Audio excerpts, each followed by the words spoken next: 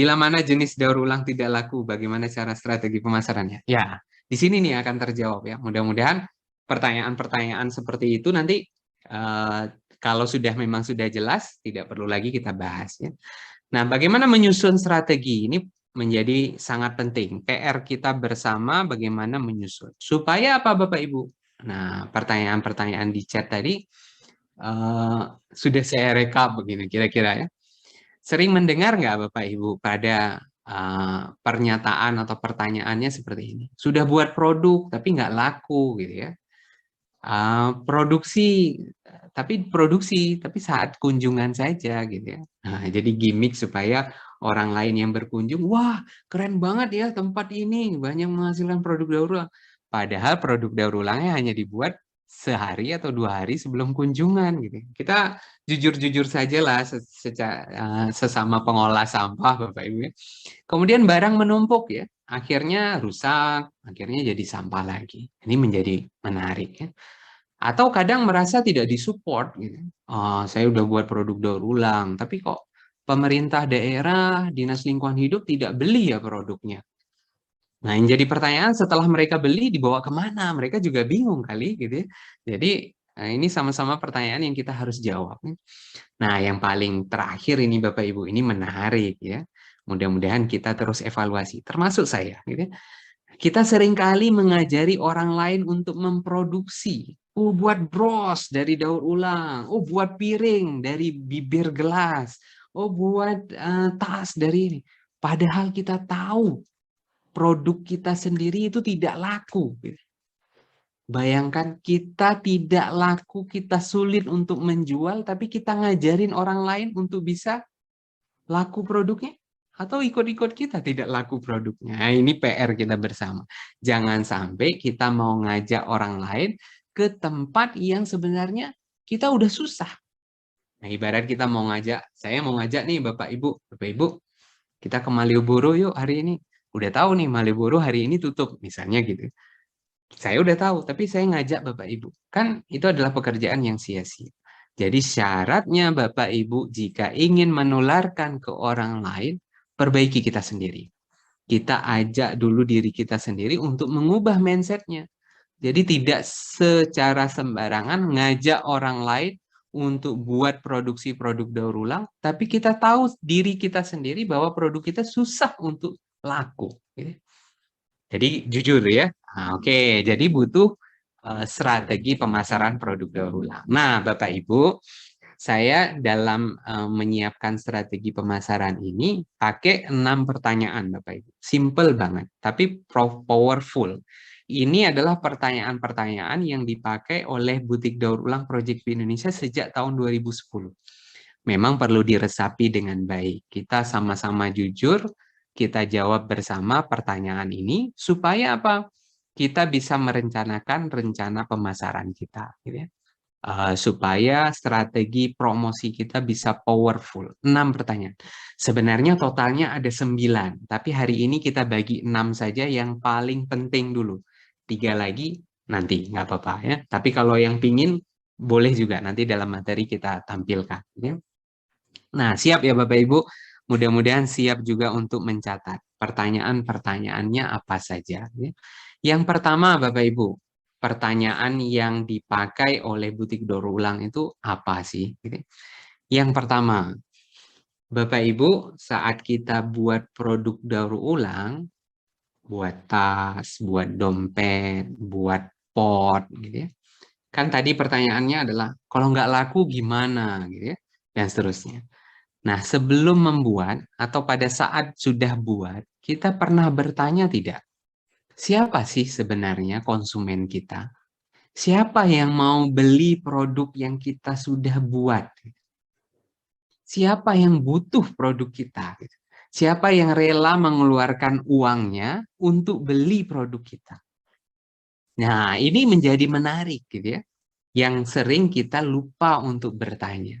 Ya nggak apa-apa lah, yang penting buat aja dulu. Nanti belakangan pikirin siapa konsumen kita. Oke juga sih, nggak apa-apa. Tapi jangan salah nanti kalau ada pertanyaan, kok nggak laku ya? Nah mungkin kita sendiri kita nggak tahu. Siapa calon konsumen kita gitu. Nah, ini menjadi PR kita bersama. Nah, Bapak Ibu sekarang coret-coret di tempatnya masing-masing sambil rebahan. Kira-kira saat sudah buat produk-produk daur ulang, siapa konsumennya? Tapi kita bantu ya. Misalnya konsumennya apa, Bapak Ibu? Oh, ada pelajar, ada mahasiswa, ada ibu rumah tangga, ada penyelenggara seminar, event, ada pekerja kantor, ada desain interior, dan lain-lain.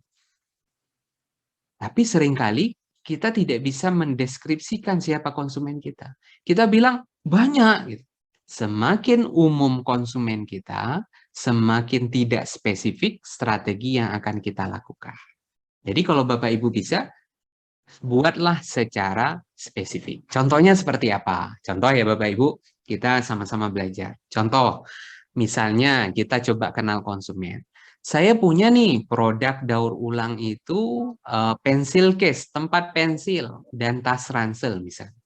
Oh, calon konsumen saya itu adalah murid sekolah, mahasiswa. Kan jelas ya, kapan dibutuhkan? Misalnya tahun ajaran baru. Oke. Terus kemudian tas anyam eksklusif ya. Tas anyam eksklusif. Siapa yang dibutuhkan? Siapa membutuhkan itu? Kira-kira ya. Oh, ada ibu-ibu pejabat, ada ibu-ibu dinas. Kapan? Pas kunjungan, keluarkan tas-tas eksklusif. Tempat make up siapa? Ada ibu-ibu mahasiswa. Tas seminar, ada penyelenggara seminar, event dan seterusnya. Tas belanja dan seterusnya. Jadi ini menjadi penting Bapak Ibu ya. Nah, oke, sebentar. Nah, kemudian setelah semakin spesifik Bapak Ibu, saya punya banyak produk, Pak, ya. Boleh semua produk dibuatkan calon konsumennya masing-masing. Yang pasti produk yang satu dengan produk yang lain bisa jadi konsumennya berbeda, misalnya gitu ya. Tas seminar dipromosikan ke ibu-ibu, kan nggak mungkin. Pasti ke penyelenggara seminar atau event. Tas belanja promosinya pada saat kunjungan bapak-bapak. Kita bilang, oh produk daur ulang nggak ada peminatnya. Lah, yang kunjungan itu bapak-bapak, nggak mikirin untuk belanja. Tapi pada saat ada kunjungan ibu-ibu, jelas. Jadi semakin jelas produknya dan siapa konsumennya, kita akan semakin akan terbuka ya pintu untuk lakunya produk kita dan seterusnya. Oh, saya punya bunga-bunga atau hiasan. Ada apa? Hiasan dinding yang kita buat dari sampah. Oh, perlengkapan interior bisa untuk pekerja seni, ada desain interior atau ibu-ibu yang berminat untuk hal tersebut. Jadi calon konsumennya harus spesifik. Nah, ini kita buat Bapak Ibu. Bapak Ibu tanya sama dirinya sendiri, tadi yang sudah tanya-tanya juga, sudah punya daftar list calon konsumen atau tidak. Ya. Nah, polanya Bapak Ibu, nah kalau belum nanti sama-sama kita buat Bapak Ibu ya, produk apa, piring misalnya, piring dari bibir gelas, ya. Tas belanja dari bibir gelas, siapa konsumen saya? Jadi calon konsumen.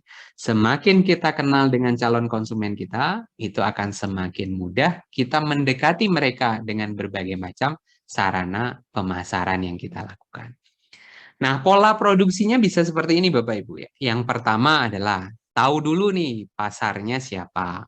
Oh, di Jogja misalnya banyak kampus, banyak mahasiswa, sering mereka dapat tugas. Buatlah produk-produk yang berhubungan dengan tugas-tugas mereka.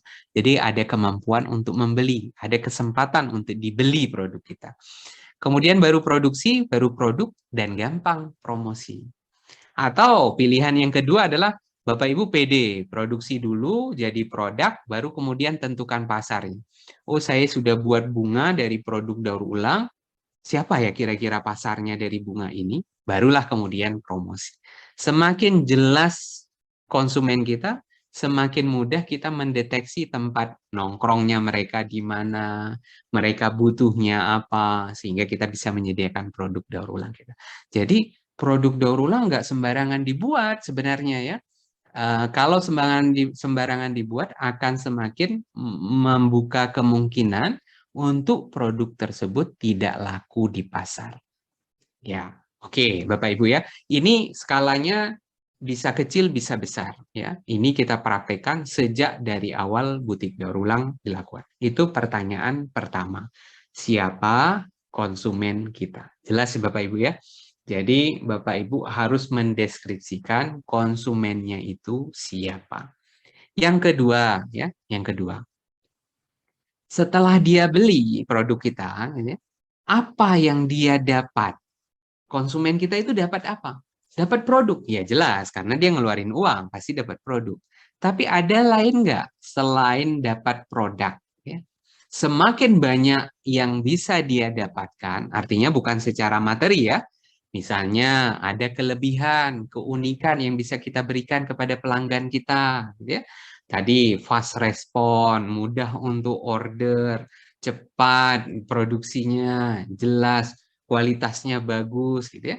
Atau masalah kebutuhan apa yang kita bisa pecahkan? Ada story, ada cerita di balik produk kita. Ini loh, satu tas dompet ini Bapak Ibu beli, ini sudah sekian ratus piece saset tidak jadi berangkat ke TPA. Bapak Ibu sudah menjadi penyelamat bumi. Ada cerita di balik itu. Kalau perlu buat labelnya. Ya. Nilai yang tidak dimiliki oleh kompetitor ya. Jadi di tempat lain kayak gini, di tempat kita kayak gini. Jadi ada suatu nilai ciri khas. Temukan. Nah, kita wajib untuk menemukan nilai produk kita. Nah, ini PR kita. Misal produk berkualitas dan awet. Sekali buka lepas resleting, kan nggak awet. Gitu ya. Produknya fashionable, orangnya beli tapi ya nggak malu-malu dia bawa kemana. Gitu. Produknya selalu baru, nggak simpanan, sudah ada bintik-bintik hitam gitu. Pas dikeluarkan ini aja karena udah lama nggak laku. Gitu. Produksi tepat waktu misalnya, ya. Produk bisa request bentuk bahan custom dan seterusnya. Pilih Bapak Ibu. Kelebihan apa yang bisa Bapak Ibu munculkan dari produk Bapak Ibu. Jadi mindsetnya kita harus berubah. Tidak hanya jualan produk daur ulang. Ya yang penting jual lah. Tapi kita harus juga menularkan. Sepenuh hati kita berikan kepada pelanggan kita. Walaupun kita ngelola bank sampah, bukan hanya khusus ngelola daur ulang saja Bapak Ibu ya. Ngelola bank sampah, ngelola TPS 3R. Pada saat kita buat produk, ya sepenuh hati kita berikan kepada pelanggan kita. Nah, semakin banyak, nah pastikan ya konsumen tersebut ya bukan membelinya karena terpaksa. Wah, kasihan Bapak ini sudah memproduksi dan seterusnya. Apalagi karena kasihan ya. Nah, kalau itu dilakukan kasihan dan terpaksa, dapat dipastikan kita tidak akan mengalami repeat order. Orang nggak akan beli lagi di tempat kita. Gitu. Orang tidak akan mengulang kembali pembelian yang kedua, ketiga, dan seterusnya. Nah, itu contohnya adalah terpaksa dan kasihan tadi. Nggak mungkin dia beli terus kemudian dia simpan. Jadi sampah di tempat dia. Tidak dipakai. Gitu ya. Nah, kita perlu cek kembali ke konsumen kita. Saat ini Bapak Ibu yang sudah produksi produk daur ulang, cek. Apakah ada konsumen yang sama, belinya sudah 2 kali, 3 kali, 4 kali. Oh ada. Oh berarti semakin banyak pengulangan tersebut, maka asumsinya adalah bagian yang tadi nomor 2 ya, value proposition ini, nilai yang bisa didapatkan oleh konsumen kita itu semakin tinggi. Berarti dia puas gitu ya, mencari tadi. Jadi di butik daur ulang misalnya, kita punya konsumen yang secara rata-rata dari keseluruhan konsumen dari awal tadi, punya nilai rata-rata adalah 2-3 kali pembelian kembali, repeat order. Rata-rata. Tapi ada yang sampai 6 kali, 7 kali, terus beli. Tiap tahun beli terus, ada juga. Gitu ya. Tapi secara rata-rata adalah 2-3 kali. Jadi pastikan ada repeat order tersebut, Bapak Ibu. Ya, itu yang kedua. Jadi yang pertama apa? Siapa calon konsumen kita? Kemudian yang kedua adalah apa yang akan didapat oleh konsumen kita selain produk. Ini baru setengah jalan, Bapak Ibu. Yang ketiga, ya. Yang ketiga ini yang paling penting, yang sering kita dengar, ya. Sebenarnya saat kita punya produk, itu lewat apa sih konsumen kita tahu produk kita? Saya punya piring, saya punya tas daur ulang. Orang lain di belahan bumi sana, ya, bagaimana dia tahu produk kita? Nah, pertanyaannya adalah media apa yang kita gunakan agar konsumen itu tahu produk kita? Jangan-jangan saat kita bilang kita tidak laku, sebenarnya mereka karena tidak tahu produk kita, gitu. Nah, pertanyaannya adalah bagaimana setelah tahu medianya ya, tidak mesti harus dengan menggunakan internet, tapi berbagai macam cara yang lain. Kita kasih contoh. Bagaimana konsumen mendapatkan produk kita? Ah, oh, produknya itu harus diambil di Jalan Kaliurang, masuk ke dalam, ada perumahan, komplek, kalau diketok susah sekali, dan seterusnya. Kira-kira orang akan balik lagi nggak? Repeat order lagi nggak? Ya. Jadi jangan sampai yang susah. Gitu ya. Nah, misalnya konsumen kita tahu produk kita itu lewat apa? Lewat media sosial. Oh, saya sudah punya, Pak, media sosial. Ada Instagram, ada Facebook, ada seterusnya. Oke, good. Kemudian bisa tahu juga, misalnya ada pameran kerajinan, kita rajin untuk ikut. Oh, kita punya marketplace nih. Bisa ada Bukalapak, ada Tokopedia, ada Shopee, ada seterusnya. Oh, kita punya toko, showroom. Oh, saya nggak punya semuanya, tapi saya titip jual di toko lain, Bapak Ibu. Boleh. Jadi ada yang cara modern milenial saat ini, ada juga cara yang tradisional, konvensional ya, bukan tradisional, konvensional tapi masih powerful gitu ya. Titip jual, buka toko masih mungkin ya. Atau saat kunjungan ditampilkan ada satu rak dan seterusnya. Jadi kita harus pastikan kita menyediakan media untuk konsumen kita. Tapi balik lagi tadi, ini sangat berhubungan dengan pertanyaan nomor 1. Bapak Ibu punya konsumen siapa? Gitu ya. Mereka, konsumen kita sudah ada, media kita sudah ada. Nah, bagaimana mereka bisa nyambung ke tempat kita? Ini menjadi perhatian kita. Jangan-jangan nggak laku karena mereka nggak tahu. Gitu ya. Jadi kita cek bersama. Caranya bagaimana? Nanti kita akan coba jelaskan. Mohon maaf, Nah, sering Pak Isra. ya. Mohon Ya. maaf, waktunya tinggal 10 menit lagi. Apakah masih banyak materinya? Oke, sip. Iya. 10 menit mudah-mudahan selesai, Mbak Oh, Beth. iya, baik. Oke. Nah, seringkali kita mengeluh ya, produk saya nggak laku gitu ya. Produk saya nggak laku, Pak. Gitu. Ini susah jualan. Mau nggak dititip di butik daur ulang? Hati-hati loh, Bapak Ibu yang punya pertanyaan di kolom chat seperti itu. Sudah melakukan langkah ini tidak? Gitu ya.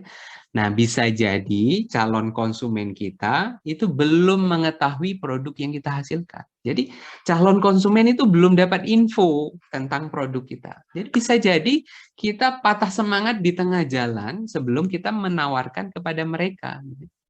Nah, ini menjadi penting, Bapak Ibu. Kita jujur sama diri kita sendiri, karena tidak laku itu karena apa? Nah, kita cek. Coba kita list ya, media apa saja yang sudah kita pakai untuk ngasih tahu calon konsumen kita. Aku loh punya produk daur ulang, gitu ya. Lewat apa? Misal, gitu ya. Status WA, Pak. Bapak Ibu kan sering nih update status WA. Gitu. Update terakhir pagi ini apa, gitu ya. Statusnya galau. Nah, gimana pelanggan kita bisa tahu? Tahunya adalah status hati kita gitu ya. Nah, itu beda gitu. Nah, kemudian kita punya akun Tokopedia, tapi dari buat akun lalu upload foto produk, ternyata lupa password, nggak diakses lagi. Ini juga menjadi menarik gitu. Nah, toko dekat rumah, saya sudah titip jual, Pak. Tapi di sana nggak pernah laku, Bapak Ibu. Oh, saya sudah capek di sana. Ternyata pas dicek, udah titip bunga produk daur ulang, tapi tokonya toko sembako. Ya, orang datang ke toko tersebut nyarinya gula, tepung, minyak goreng. Tidak cari bunga daur ulang. Nah, keliru nih tempat nitipnya. Cek kembali Bapak Ibu. Pameran, ya pameran ini menjadi dilema juga. Bulan lalu sudah, tapi nggak semua produk ditampilkan. Takut rusak, takut hilang, nggak berani ngasih sampel ke orang. Butuh pengorbanan Bapak Ibu. Jadi butuh strategi di sana. Instagram sudah update setiap hari, tapi fotonya foto selfie. Nggak ada foto produk, foto proses produksi, dan seterusnya. Atau pamer di rumah, menunggu kunjungan, yang kunjungannya tidak kunjung datang karena pandemi Bapak Ibu. Jadi nah ini menjadi tren kita sendiri. Kita list Bapak Ibu. Ini hanya guyonan saya saja ya Bapak Ibu, hanya joke saya saja. Tapi Bapak Ibu perlu list jenis media yang sudah digunakan itu seperti apa. Jadi Bapak Ibu perlu jelas dulu, saya nggak laku karena apa, atau saya sudah sangat laku. Dari tadi saya ceritanya nggak laku terus, ternyata sudah sangat laku gitu ya. Nah, ini mungkin bisa dipraktekkan kembali ya. Ini baru pertanyaan yang ketiga. Mudah-mudahan cukup ya, Mbak Belinda. Nanti kalau nggak cukup saya tambah 5 menit deh ya. Baik, Pak. Nah, yang keempat adalah, nah bagaimana Bapak Ibu hubungan kita dengan konsumen kita ya. Bagaimana mendapatkan konsumen baru, tapi juga tidak meninggalkan konsumen yang lama. Gitu ya. Kemudian bagaimana cara menawarkan produk lama ke konsumen yang baru, produk baru ke konsumen yang lama gitu. Jadi dibolak-balik ya. Misalnya ini untuk dalam rangka repeat order ya atau mempromosikan. Misalnya keep in touch ya, selalu berhubungan dengan konsumen lewat status WA yang menarik, lewat grup bergabung di satu komunitas bank sampah, zero waste, atau share info-info menarik, cara buat produk, minimalisasi sampah di rumah, nggak ujuk-ujuk terus-terusan jualan terus gitu ya. Jadi ada keep in touch-nya. Atau kalau mau jualan boleh, misalnya Jeng, ini ada promosi diskon loh akhir tahun 20% untuk produk ini gitu. Ini produk baru bukan produk lama gitu. Atau ada giveaway. Jadi ada hubungan kita dengan pelanggan yang tetap kita pertahankan.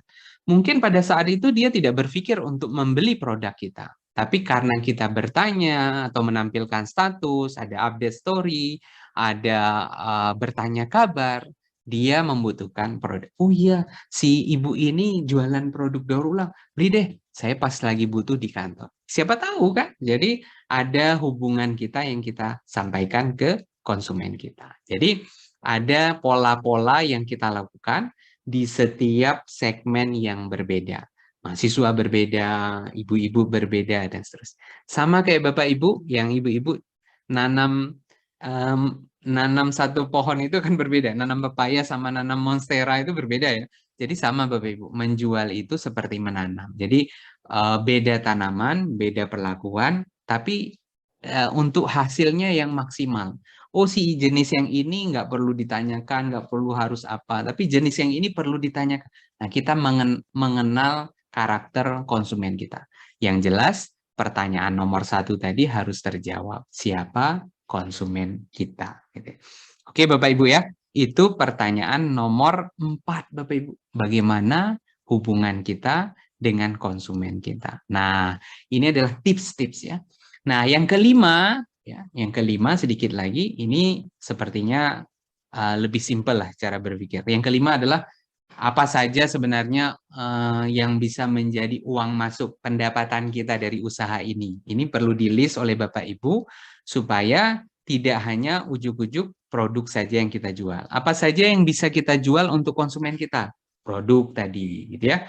Misalnya bahan baku. Oh, saya perlu nih produk bahan baku saset merek A, kopi A, warna merah, sekian ratus. Oh, di tempat saya ada. Kita bisa jual bahan baku. Kita bisa jual sosialisasi, kita bisa jual training pelatihan, bisa jual training online dan seterusnya. Jadi tidak mesti harus dari produk saja. Bapak Ibu, silakan create, silakan buat dengan menarik. Kira-kira apa saja ya yang bisa kita olah menjadi hal yang baik, menjadi tambahan pemasukan, walaupun nggak semua harus dibentuk materi ya, yang kita bisa jual kepada pelanggan kita. Nah, selain uang masuk, pasti kita harus mengidentifikasi yang terakhir adalah uang keluar. Ya. Pengeluaran apa saja yang dibutuhkan untuk bisa mengolah produk daur ulang kita bisa kita keluarkan. Karena tadi ada beli bahan baku, misalnya kita pakai pegawai, gaji pegawai, proses pengolahan bahan baku menjadi produk, biaya pemasaran, gitu ya, biaya kemasan, biaya transport, dan seterusnya. Ini menjadi hal yang harus kita perhatikan. Jadi ada 4 poin yang paling penting tadi, sedangkan yang 5 dan 6 berhubungan dengan finansial. Kenapa 5 dan 6 ini menjadi penting? Karena juga hubungannya dengan keberlanjutan. Jangan sampai Bapak Ibu hari ini produksi, besok sudah tidak produksi. Jadi harus dipertimbangkan hal tersebut ya. Jadi Kita ulang kembali. Yang pertama, siapa konsumen kita? Yang kedua, apa yang didapat oleh konsumen kita? Lewat apa konsumen kita tahu produk kita? Bagaimana hubungan dengan konsumen kita? Dan apa saja kemungkinan untuk menjadi uang masuk dan uang keluar. Ya, ini saya singkat Bapak Ibu dari 9. Ini judulnya aja belum rubah ya, masih 9, mohon maaf. Jadi sebenarnya ada 9, tapi saya bilang ini 6 saja cukup ya untuk powerful, untuk kita bisa mempersiapkan diri untuk menjual produk daur ulang kita. Nah, materi ini Bapak Ibu, ini diambil dari bisnis canvas model yang dipakai oleh perusahaan-perusahaan besar seluruh dunia Bapak Ibu. Dengan istilah-istilah bahasa Inggrisnya seperti ini. Saya mencoba untuk mengubahnya dalam bahasa yang lebih sederhana. Mudah-mudahan niat saya bisa tersampaikan kepada Bapak Ibu dengan baik. Tapi sebenarnya ada 9 tadi. Kalau kita bicara ada siapa konsumen kita, bagaimana hubungan kita dengan konsumen, kemudian pemasukan apa saja yang kita bisa dapatkan, kemudian konsumen kita tahu kita lewat apa, dan seterusnya. Jadi kalau dibuat seperti blok diagram 9 pertanyaan. Yang belum kita bahas saat ini adalah key activities, ya, aktivitas utamanya apa, kemudian ada partner kita yang berhubungan dengan usaha daur ulang, dan ada ini sumber daya utama yang kita lakukan. Yang lain sudah Bapak Ibu. Jadi kami rasa 3 bagian ini nanti saja nggak apa-apa. Yang penting ada identifikasi poin pertama, kedua, ketiga, dan keempat terlebih dahulu. Jadi Bapak Ibu, kita pesan kepada Bapak Ibu, produk daur ulang ini sama seperti produk yang lain. Jadi butuh diproduksi dengan kualitas terbaik semampu Bapak Ibu lakukan. Dan dipasarkan dengan baik pula, agar dapat berkelanjutan. Jadi dia tidak bisa terjual sendiri, tapi kita butuh metode pemasaran yang kita lakukan. Tidak hanya kita berharap pada dinas lingkungan hidup saja, tidak hanya berharap kepada bank sampah saja, tapi kita punya strategi bagaimana ini ikut bisa terjual dengan baik. Sebelum mengerjakan, ya, sebelum mengajak orang lain untuk ikut membuatnya, pola pikir kita harus berubah terhadap daur ulang. Jadi kita yakini dulu bahwa produk daur ulang ini bisa membantu banyak hal, bisa mengkoneksikan banyak hal. Tapi kalau kita rasa diri kita sendiri belum mampu mengubah pola pikir tersebut, jangan ajak orang lain untuk memproduksi produk daur ulang. Biarlah produk daur ulang menjadi lebih sedikit, karena pemahaman kita berbeda terhadap produk daur. Tapi kalau Bapak Ibu sepakat dengan yang saya sampaikan tadi, kita rubah dulu mindset kita. Mudah-mudahan dengan produk daur ulang, kita sambil menunggu teknologi yang mumpuni untuk bisa mengolah semua sampah residu yang kita hasilkan. Tapi bukan berarti dengan adanya produk daur ulang kita bebas bisa memproduksi sampah, tidak. Tetap kita kurangi dengan prinsip adalah reduce, reuse, kemudian barulah yang ketiga, recycle. Kompos masuk recycle, daur ulang masuk recycle. Tadi pembahasan saya tadi tentang upcycle, recycle, dan downcycle. Mudah-mudahan sudah lebih jelas. Mungkin itu saja Bapak Ibu yang bisa saya sampaikan dalam waktu yang singkat ini. Mudah-mudahan tidak terlalu berlebih. Saat ke depan kita akan bisa berdiskusi terkait dengan berbagai macam pertanyaan yang sudah Bapak Ibu sampaikan. Bapak Ibu yang ingin berkontak dengan saya bisa menggunakan berbagai macam platform yang saya sediakan. Mudah-mudahan bisa kita terkoneksikan dan bisa bersilaturahmi di masa yang akan datang. Pastinya banyak sekali kekurangan Bapak Ibu yang saya sampaikan pada materi kali ini. Mudah-mudahan bisa bermanfaat untuk kita semuanya ya. Sekali lagi mohon maaf atas kekurangan yang ada atau kekhilafan dalam penjelasan. Kita lengkapi dalam pembahasan tanya jawab. Wabillahi taufiq wal hidayah. Wassalamualaikum warahmatullahi wabarakatuh. Saya kembalikan kepada Mbak Belinda.